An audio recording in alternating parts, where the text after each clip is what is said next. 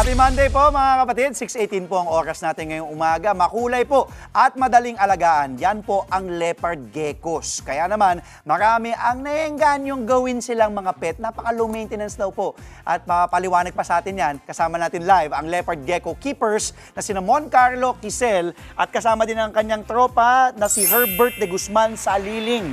Good morning mga kapatid, good morning. Good morning po. Mon and Herbert, Yes di ba? po. Yes, Magkaibigan kayo. Mas matagal ka na nag-aalaga. Mas matagal na mga po. 5 taon na. Apo. Tapos ikaw, Mga 2 years. binudol mo. Opo. Parang ganun na rin. Okay. Pare, leopard gecko. Paliwanag po muna natin. Kasi sa mga hindi nakakaalam, ang leopard gecko, pwede madaling alagaan na pet dahil Yes low po. maintenance. Saan nanggaling unang lahat originate ang leopard gecko at bakit leopard gecko ang tawag sa kanila, Mon? Yung mga leopard gecko, usually nakikita sila sa Afghanistan, Iran, or India. And then, tinawag silang leopard gecko kasi yung pattern nila parang nahahalin tulad sa leopard. Yung Yun. mga nakikita natin, di ba, yung malalaking pusa, leopard, yung iba-ibang kulay, ganun kasi yun di ba? Yes. Okay. Tapos, low maintenance sila, madaling alagaan, and then, yung nakakatawa lang sa kanila is hindi sila araw-araw pinapakain. So, minsan pag magta-travel ka, pwede mong iwan sila for 2-3 days. Na walang pagkain? Yes, and then pagbalik mo, tsaka mo na lang sila Magulo na pakain. yung bahay mo. Hindi naman. Talaga? Pwede mong iwan ng isang linggo? Meron pang case na umaabot ng months.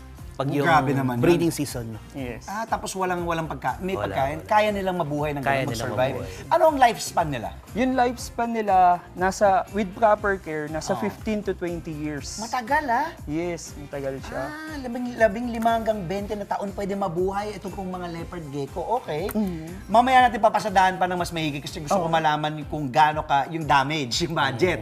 Di ba? Mamaya pasadaan natin kung Okay. magkano ba pagkain nila, ano yung kinakain nila, gaano sila ka low maintenance. Puntahan ko muna yung kaibigan natin, si Herbert. Boss, gusto ko Yes. tang tanungin, ang dami natin dala ngayon, kahit hindi mo na isa-isahin, yung mga pinagkakaiba nila. Sige, simulan po natin dito. Ang pagkakaiba po nila yung mga genes and morphs nila. Jeans and morphs. Yes po. Ito, Okay. example po nito ng white and yellow genes. Ito po, ang white and yellow. Apo. Pakita natin para yan. White and yellow jeans. Kasi kakaiba yung kulay niya. Yes Tama po. ba? More on yellow and white talaga sila. Oo. Mga magkano abutin to? Mga 10 to 30,000. Bakit mula nag-range ng 10 to 30? Depende sa Depende sa quality, sa quality. contrast, sa color Contrast, nila. okay. Mahal din no? Medyo po mahal. Oo, yung pag-aalaga lang yung low maintenance. Yes pero po. pagbili medyo Mahal, mabigat din. Pero depende kasi Depende pa rin sa po sa- kakaiba ng kulay. Ang ganda kasi po ng kulay. Yan, tingnan nyo po. Dilaw na puti, nakakaiba talaga. Ito ay yung tangerine, tama ba? White and yellow. White and yellow, sorry.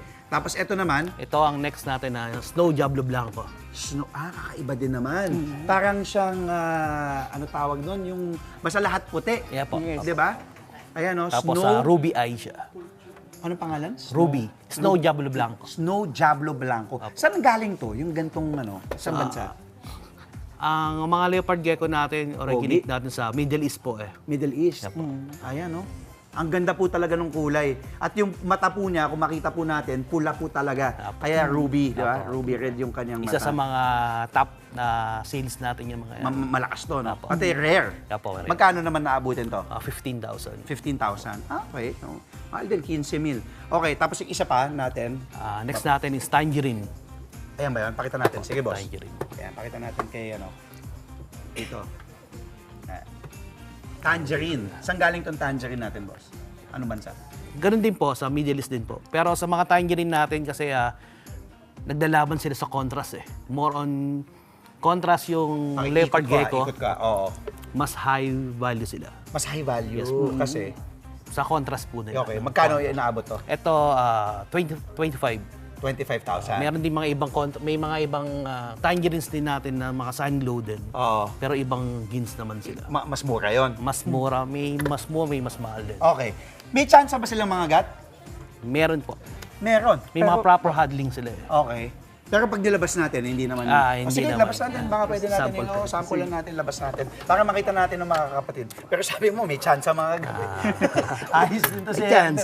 Sabi niya, may chance mga gat. So, Okay, pakita ito po. dito, boss. Ayan, kahit dito. Ayan. Dito, pwede ba dito? Ayan, Ayan. makikita natin. So, ito yung white and yellow. Ito yung white and yellow natin. Ito, Mga ilang taon na to? 3 years old po. 3 years old, okay. Tapos yung low maintenance, magkano inaabot ang pagkain nila at ano yung mga kinakain nila? Yung mga kinakain nila is yung mga ganito.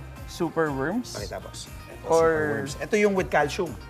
Yes, lalagyan mo siya ng calcium bago ipakain sa kanila. Okay. And then meron din tayo mga dubia roaches, yung mga ipis na Hindi yung mga naipis na nakikita Hindi, natin. hindi Hindi yun. nila kinakain yun. Hindi yun. Kasi madudumi. Madudumi Ito po. malinis Ito to. malinis. So magkano For sure. inaabot, boss? usually kasi parang 2 to 3 times a week. And then mga 5 pieces ng superworms yung kinakain nila. Siguro mga more or less than 500 in a month yung gastos sa kanila. Yung nagsaka nito talagang ayaw mabuksan eh. Talaga. Open po. Okay, so magkano ang pagkain aabutin? Less than 500 per gecko. So nasa range lang siya ng 300 per month. Kada buwan? Yes. 300. Ganun So siya yung mahal lang low po maintenance. yung pag binili mo. Kasi aabot ka ng 15 hanggang 30,000. Pero yung pag-aalaga, 300. Sa mga interesado pong gustong bumili ng leopard gecko, gustong alagaan dahil low maintenance, pwede nyo nga iwan sa bahay daw po eh. Sabi nila eh.